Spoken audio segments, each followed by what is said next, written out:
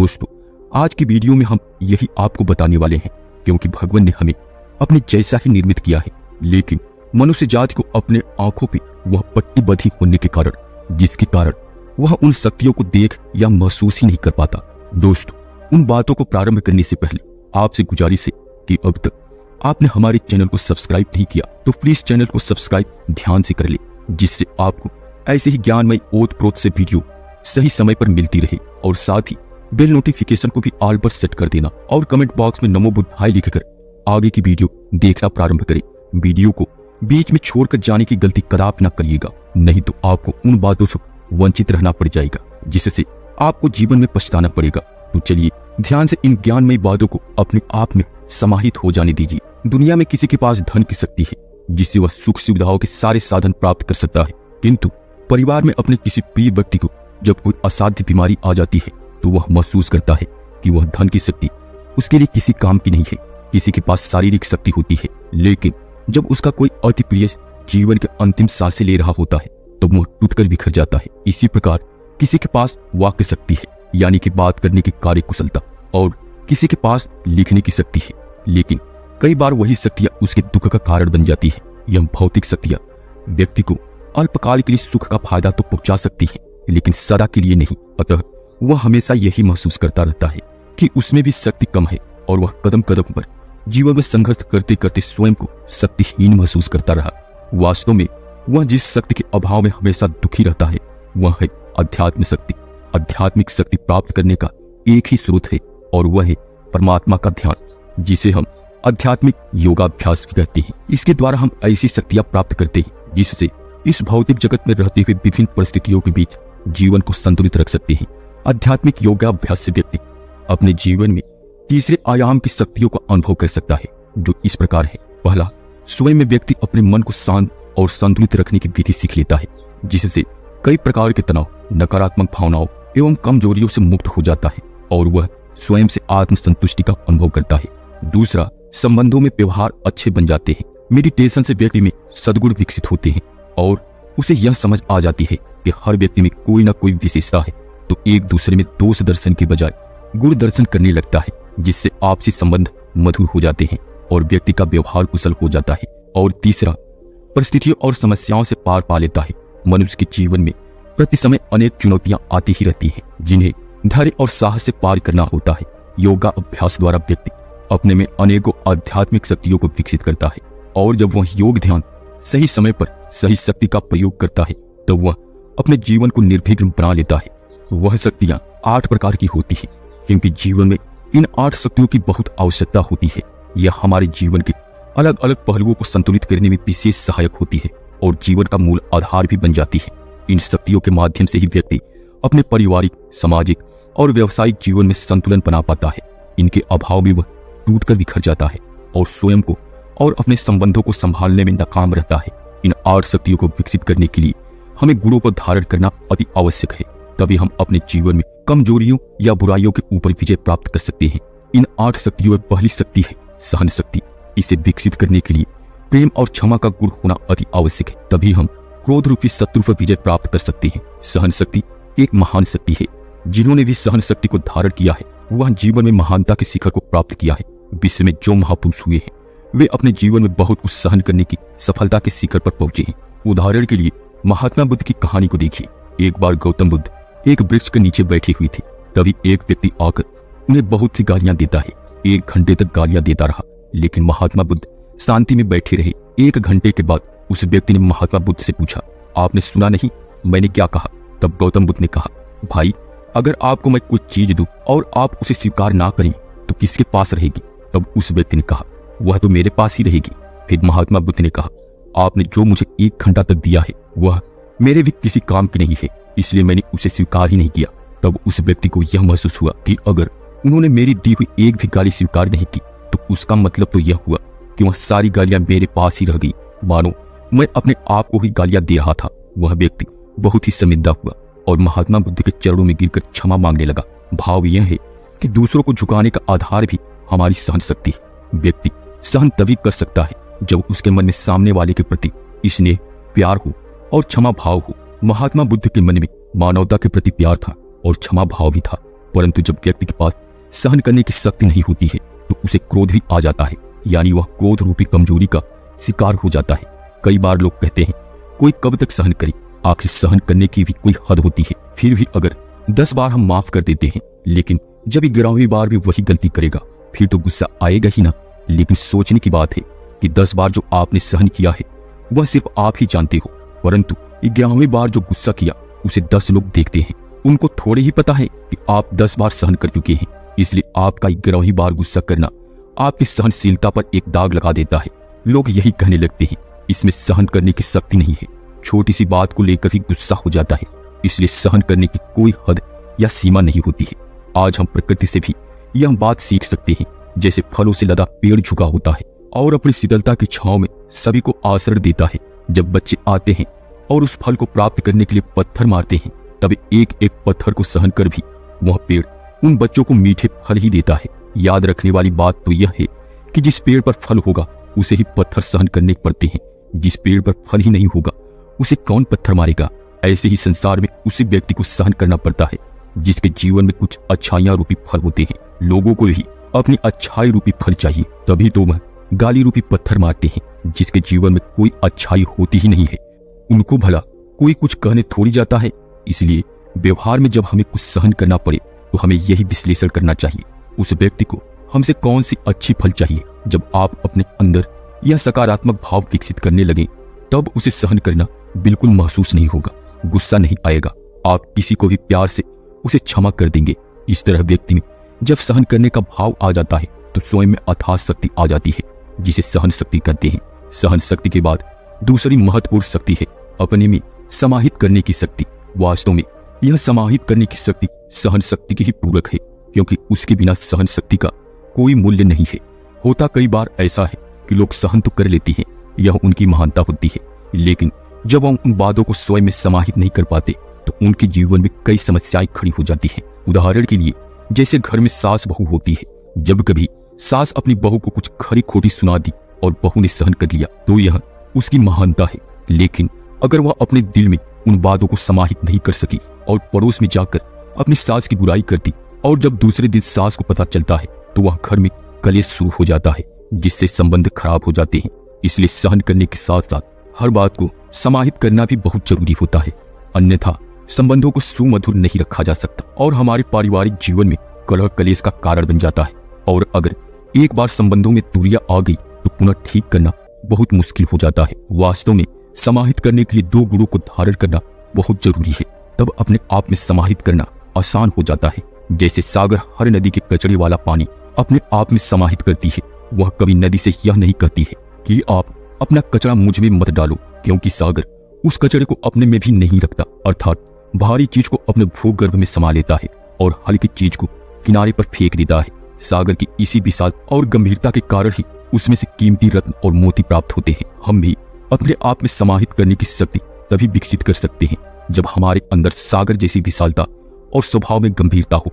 कई लोग आपके पास कचरे जैसी बातें करने आएंगे, लेकिन उसमें से सिर्फ ग्रहण करने जैसी बातों को ही धारण करना है और फालतू बातों को अनसुना कर देना है, क्योंकि अपने आप में समाहित करने की शक्ति से हम अपने जीवन का मूल्य समाज में बढ़ा सकते हैं।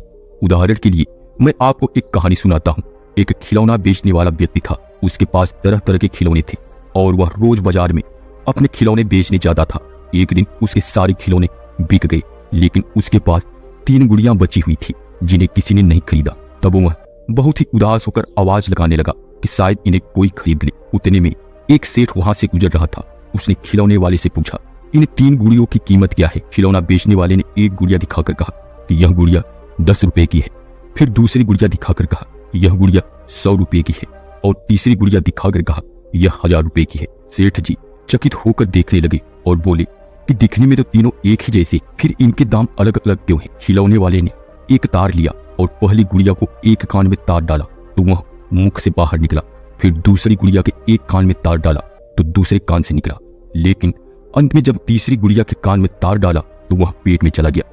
फिर खिलौने वाले ने उस सेठ को समझाया कि जो पहली गुड़िया है जिसके कान से तार डाला तो मुख से बाहर निकल गया, वह उस व्यक्ति का प्रतीक है जो सुनी सुनाई बातों को सुनकर उसमें मिर्च मसाला डालकर चटपटा बनाकर दूसरे को सुनाता है, इसलिए उसका मूल्य सिर्फ 10 रुपया है। दूसरी गुड़िया जिसके कान में तार डाला तो वह दूसरे कान से निकल गया। उसका मूल्य थोड़ा अधिक है क्योंकि वह दूसरों की सुनी सुनाई बातों पर ध्यान नहीं देती, परंतु वह दूसरों की अच्छी बातों पर भी ध्यान नहीं देती। लेकिन तीसरी गुड़िया जिसके कान में तार डाला तो वह पेट में चला गया, उसका दाम सबसे अधिक है क्योंकि वह किसी की भी बातों को सुनने के बाद अपने में समाहित कर लेती है, कभी किसी की निंदा नहीं करती और ग्रहण करने वाली बातों को अपने में धारण कर लेती है। यह सुनकर वह सेठ बहुत खुश हो गया। वह तीनों गुड़ियों को लेकर चला गया। इस कहानी से हमें यह सीख मिलती है, अगर कोई किसी की भी बातों को सुनकर उसे फैलाने के बजाय अपने में संभाल लेता है तो वह व्यक्ति सबसे अमूल्य होता है, क्योंकि वह इस शक्ति के कारण ही सबका प्रिय बन जाता है। अतः जीवन में सफलता प्राप्त करने के लिए और सबका प्रिय बनने के लिए या सबका विश्वास जीतने के लिए इस शक्ति को धारण करना बहुत ही आवश्यक है। 8 शक्तियों में तीसरी शक्ति है परखने की शक्ति।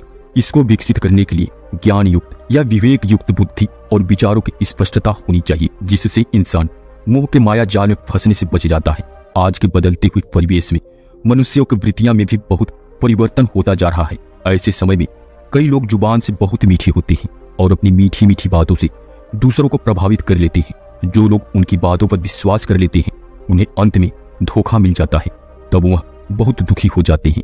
इसका मुख्य कारण यही है कि आज व्यक्ति में परम शक्ति की कमी है। जिस तरह एक जौहरी असली और नकली हीरो को परखकर उसकी कीमत निर्धारित करता है क्योंकि उसके पास हीरे का ज्ञान है, उसी प्रकार परखने की शक्ति से व्यक्ति किसी भी प्रकार के धोखे से बचकर जीवन में आगे बढ़ सकता है, परंतु उसके लिए बुद्धि को पवित्र और ज्ञान युक्त बनाना आवश्यक है। अतः आध्यात्मिक ज्ञान या विवेक ही हमारी बुद्धि में ऐसी समझ भरकर उसमें से व्यर्थ या नकारात्मक कचरा साफ कर उसकी धार को तेज करता है, जो चालाकी करने वाले मनुष्यों की बातों में छिपे हुए भाव को समझ लेता है। जितनी हमारे अंदर पारदर्शिता होती है या हमारी बुद्धि शुद्ध एवं पवित्र होती है, उतना ही हम हर बात की या परिस्थिति की सच्चाई को स्पष्ट देखते हुए उसे परख लेते हैं और जीवन में उसका लाभ उठाते हुए आगे बढ़ते चले जाते हैं। इसलिए कभी भी परख शक्ति का ना होने के कारण व्यक्ति अच्छे अवसर भी हाथ से गवा देता है और जब दूसरे उस अवसर का लाभ उठा लेते हैं तब हम हाथ मलते रह जाते हैं। अक्सर व्यक्ति में परख शक्ति की कमी इसलिए होती है क्योंकि मुंह में उसका तीसरा नेत्र ही बंद हो जाता है। जैसे धृतराष्ट्र में मोह अंधा था तो वह सत्य असत्य, भलाई बुराई, न्याय अन्याय के बीच यथार्थ परख नहीं सका, इसलिए वह पांडवों के साथ न्याय नहीं कर पाया और अपने कुल के पतन का कारण बना। अतः इस शक्ति का हमारे अंदर होना अति आवश्यक है। 8 शक्तियों में चौथी शक्ति है निर्णय शक्ति। इसको विकसित करने के लिए मन की एकाग्रता एवं बुद्धि का संतुलन होना अति आवश्यक है, क्योंकि व्यक्ति का अहंकार उसे सही निर्णय नहीं लेने देता।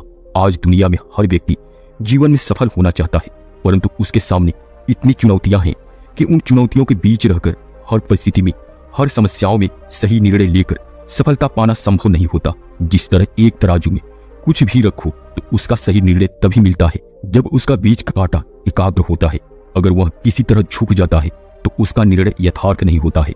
ऐसे ही जब मन का कांटा एकाग्र होता है तभी व्यक्ति किसी भी परिस्थिति में यथार्थ निर्णय ले सकता है। जैसे एक धनुर्धर जब निशाने पर तीर छोड़ता है और उसी वक्त उसका थोड़ा सा अंगूठा हिल जाए तो तीर निशाने पर नहीं लगता, वैसे ही अगर हमारी बुद्धि में हलचल आ जाती है या तनाव के कारण अंदर का संतुलन बिगड़ जाता है तो यह यथार्थ का निर्णय नहीं ले सकता।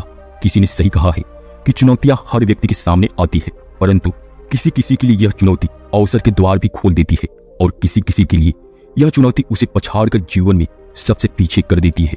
अक्सर दुनिया में देखा गया है कि चुनौतियों के वक्त जो लोग सही निर्णय ले लेते हैं उनके लिए अवसर के द्वार खुल जाते हैं, और चुनौती के वक्त जो व्यक्ति गलत निर्णय ले लेता है उसको सिर्फ असफलता ही हाथों लगती है। इस अवस्था में व्यक्ति को सही या गलत निर्णय का आधार उसके मन और बुद्धि की एकाग्रता और संतुलन पर निर्भर करता है। अगर व्यक्ति का मन बुद्धि तनाव से ग्रसित है या नकारात्मक और अर्थ विचारों से ग्रसित है तो वह सही गलत को पहचान नहीं सकता। परिणाम स्वरूप गलत निर्णय लेकर उसे कभी कभी बड़ा नुकसान झेलना पड़ता है। वही मनुष्य अगर अपने अनुभव के आधार से विवेक युक्त बुद्धि से निर्णय लेता है तो वह सफल हो जाता है। परंतु जब व्यक्ति अपने अहंकार के वश में होता है या अपने अहंकार को पालते रहता है तब वह समझदार होने के बाद भी गलत निर्णय लेता है। और जब मनुष्य अपनी विवेक युक्त बुद्धि से परिस्थितियों को परखते हुए सही निर्णय लेता है तब वो अहंकार रूपी शत्रु को मारकर अपनी मंजिल की ओर सफलतापूर्वक कदम बढ़ाता जाता है। जिस तरह सहन शक्ति और समाहित करने की शक्ति एक दूसरे के पूरक हैं, वैसे ही परख शक्ति और निर्णय शक्ति भी एक दूसरे के पूरक हैं। अतः मानव जीवन के लिए यह बहुत ही महत्वपूर्ण शक्तियां हैं। 8 शक्तियों में 5वीं शक्ति है निर्भयता। निर्भयता और साहस से सामना करने की शक्ति इसे विकसित करके आप अनेक प्रकार की कामनाओं पर विजय प्राप्त कर सकते हैं। समय समय पर मानव जीवन में अनेक परिस्थितियां और समस्याएं आती रहती हैं, जिसका हमें सामना करके पार करना होता है। कभी कभी मनुष्य ऐसी उलझनों में फंस जाता है कि उसे समझ नहीं आता कि ऐसे समय में वह सहन करे या सामना करे। इसलिए जीवन में सहन शक्ति और सामना करने की शक्ति, इन दोनों शक्तियों की बहुत ही आवश्यकता है।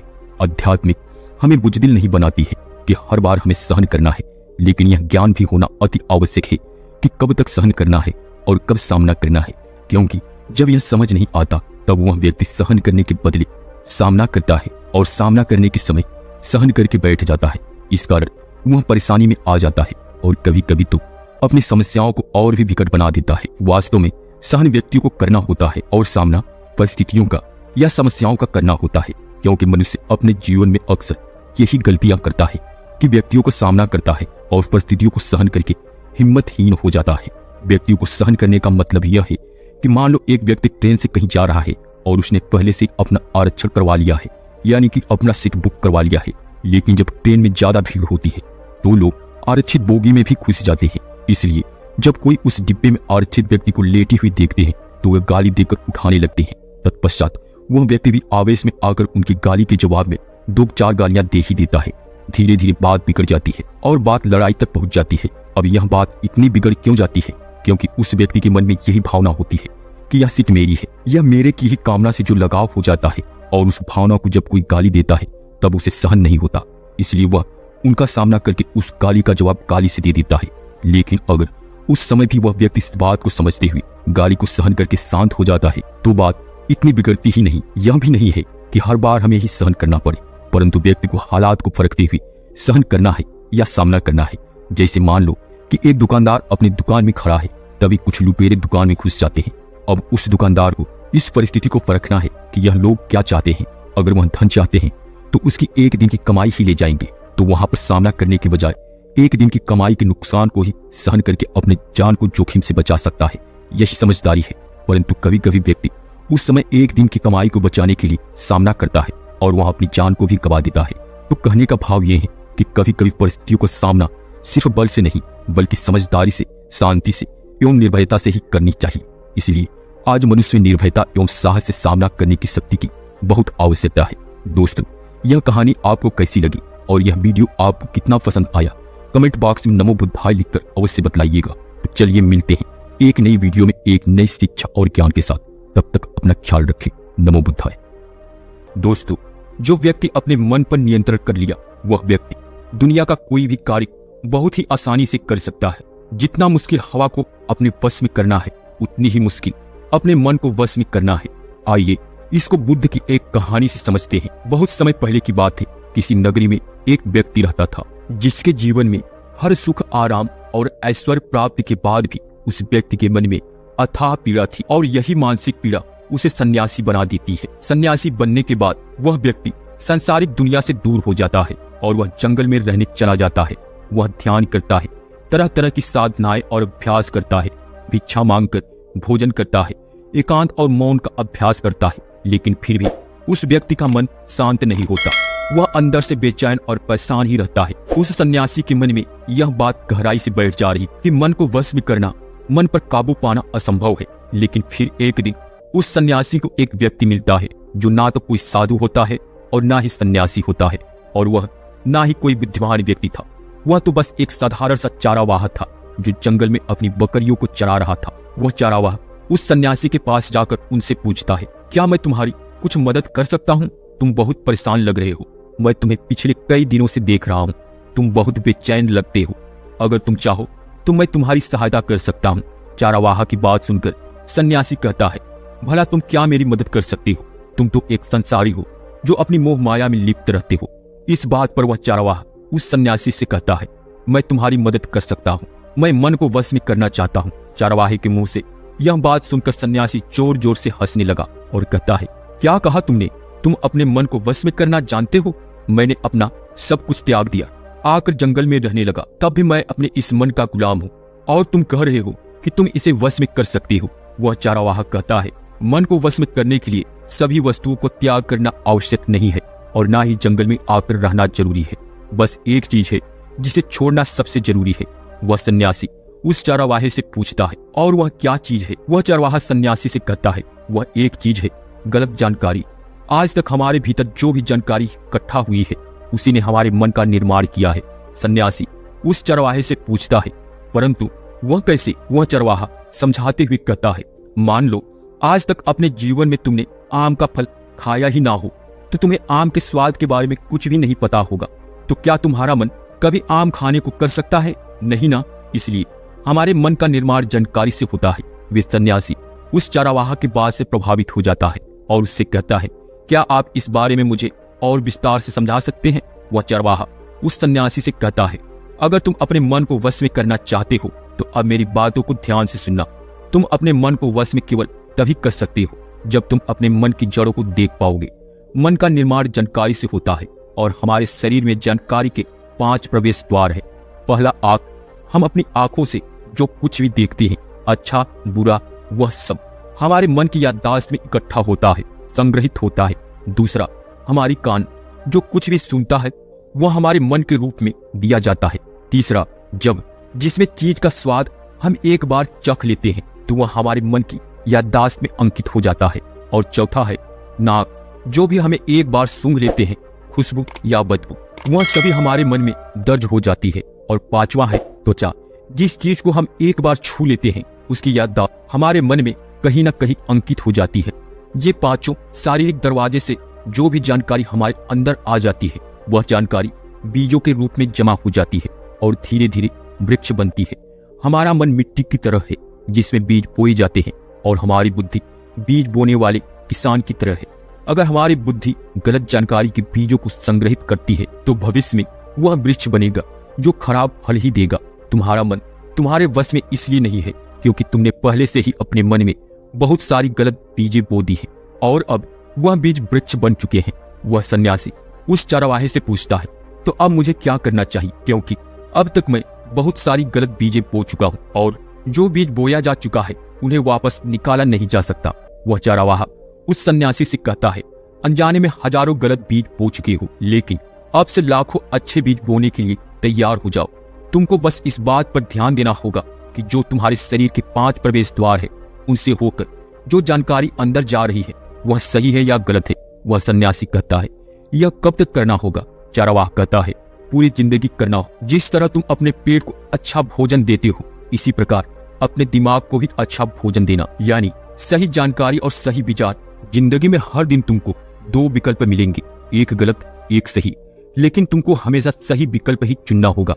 एक बात याद रखना, सही विकल्प का चुनाव करने में तुम्हारे अंदर पीड़ा हो सकती है, लेकिन वह पीड़ा कुछ समय ही रहेगी। इसलिए तुम्हारे अंदर कितनी भी पीड़ा क्यों ना हो, हमेशा सही का ही चुनाव करना।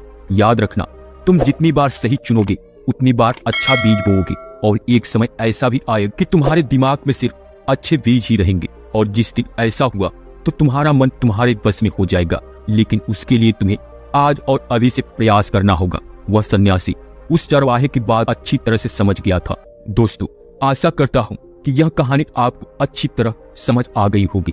तो मिलते हैं एक नई वीडियो में एक नई कहानी और शिक्षा के साथ। तब तक अपना ख्याल रखें, खुश रहें, खुशियां फैलाते रहें। नमो बुद्धाय।